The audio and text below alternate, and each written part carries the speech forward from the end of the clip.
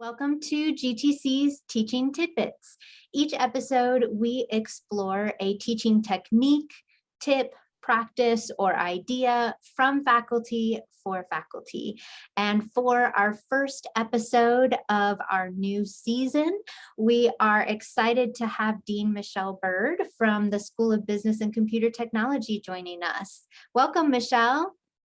Hi, Rachel. Thank you for inviting me to attend today. Excited to be here. I'm so glad. I'm excited to have you here. Would you tell us a little bit about your background and the courses that you've taught in the past? Great. Yes, I'm glad to do that, Rachel. So I've been in education since 1993, a long time. I started in GED testing and teaching. I've worked with adult students. I've also taught in the curriculum areas of office technology and business management courses.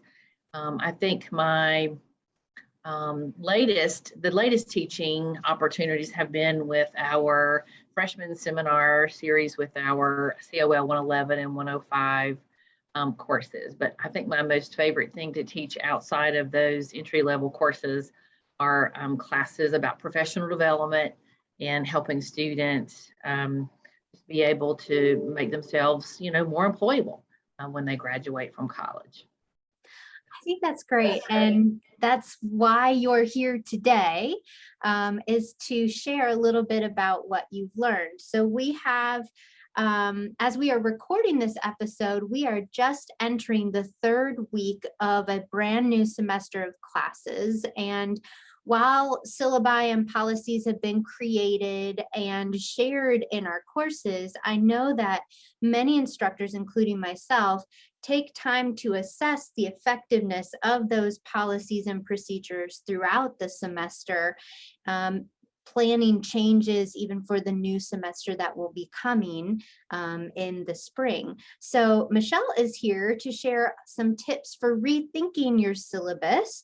These are things that she was able to pick up at a webinar that she was recently able to attend, and I will let her share more about that. So Michelle, I'm going to let you share your teaching tidbit. Thank you, Rachel. And I'm going to share my screen so I can just show you a couple of slides. I think that will help us. The webinar that I attended was offered through the Chronicle of Higher Education, and it was an excellent webinar. And during the webinar, they talked about different things that we can do. We thought we were past COVID, and unfortunately, we're not. And so, as we are navigating through another semester dealing with the pandemic, some things they they brought out some things that I thought were really important and wanted to share. The article is actually called 10 Course Policies to Rethink on Your Fall Syllabus. And so some areas they talked about for us to rethink moving into this fall semester were things regarding attendance policies. And, can we be a little more flexible as we're navigating through this territory again with COVID? And they talked about maybe developing some alternative assignments to in-person attendance. Group work, they noted that students are not comfortable with face-to-face group work experiences right now. And so they encouraged for those classes that are meeting face-to-face, encouraged maybe not as much group work or to look for alternative assignments for that. Late assignments, they thought and stated that, as faculty, we should consider letting students have some extra time if needed. There are students who are supporting family members who are dealing with COVID and the pandemic, et cetera. And so, maybe we need to consider late assignments and not be if you don't turn them in, you don't get credit. So, this way would provide some opportunities. Going into item 4 on the list here, workload, they talked about we have so many assignments we want to complete for the semester, but maybe we need to rethink that.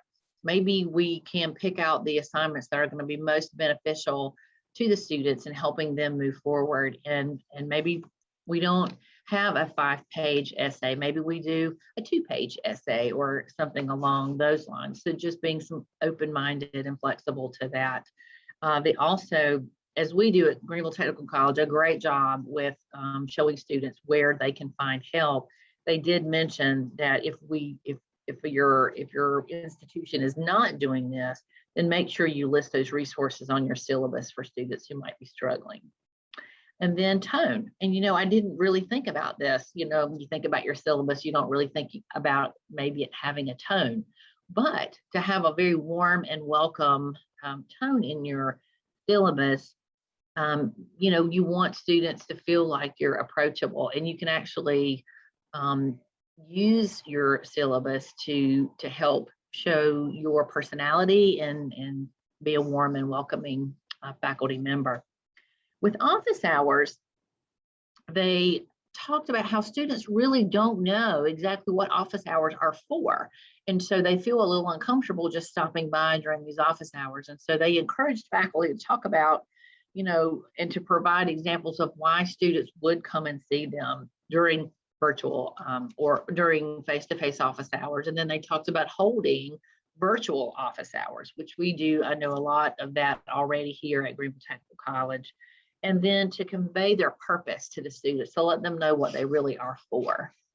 And on down the list, we talk about course costs, and we may not, as faculty members, have full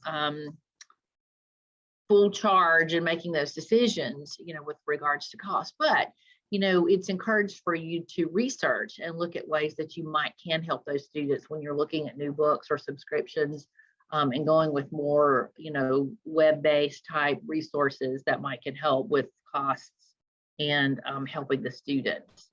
And then camera policies, a big hot topic as we've been in the virtual world, and faculty feeling like students really needed to be able to have their camera on and be present. But what students have said as a result of that, it makes them feel uncomfortable, especially if they're concerned about their surroundings and that kind of thing. So, and sometimes access to high-speed internet and quality, they can be barriers for access for some students. So we don't all have the best of those internet tools. And so, just rethinking what your policy is regarding cameras. And then finally, grading policies.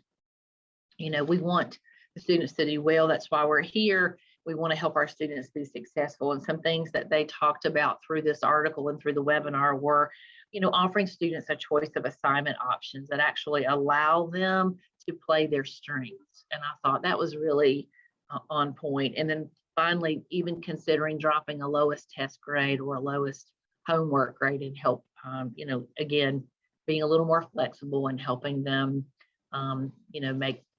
make good decisions with their grades, and then helping them actually pull their grades up through some of that flexibility. So anyway, it can go a long way. These little tidbits that we learn about as I go back through them and I think about them in the classes that I'm teaching, I've actually implemented some of them myself, and students are very grateful for that. So excited to share that with you, Rachel. And any questions? No, thank you, Michelle. I think this has come at such a timely point where we thought we might be back to full normal, and we're not quite there yet. So there are some things in there that you were talking about that are great reminders as we try to stay flexible and think creatively about additional ways for students to gain some of those experiences, like the group work. I think that's such a great point about thinking about alternatives or different ways for them to do that work that is not always face-to-face. And now that we have so much virtual offerings, that makes it a little easier. Well, I love that you emphasized tone, and just your tone in the way that you speak through your syllabus or your policies. We talk a lot about tone in communication with students and how you're setting the atmosphere. And I think sometimes we don't think about those documents that they're most likely looking at as one of the first things that introduces them to the course. Right. And then just so many great little things. I'm thinking about what are some of the things I can take away and utilize in my courses. So thank you so much for sharing each of those tidbits. There's so many things I know people are going to probably go back and rewatch and take notes on, and start thinking about how they can make updates to their syllabus, their course policies, or even little things they can do within their courses right now to adapt and adjust before they make major changes for the next semester. So thank you so much for being here and sharing with us. You're welcome, Rachel. Thank you again for inviting me. Oh, it was my pleasure. I was excited that you were willing to join us. And I know that if any of you watching would like to continue the conversation with Michelle, I know that she would invite you to reach out. Her email address is here on the screen, michelle.byrd@gbltec.edu. And if you have questions you'd like to ask or topics that you'd like to see covered in the series, please reach out to me and let me know. I'd love to make sure that those are featured. My email is rachel.cobb@gbltec.edu. And as always, if you have a tidbit worth sharing or you know someone who does, let me know. We'd love to have you or to invite that person on to share what you're doing successfully with your colleagues across the college. Well, that's this week's GTC Teaching Tidbit, and we will see you next time.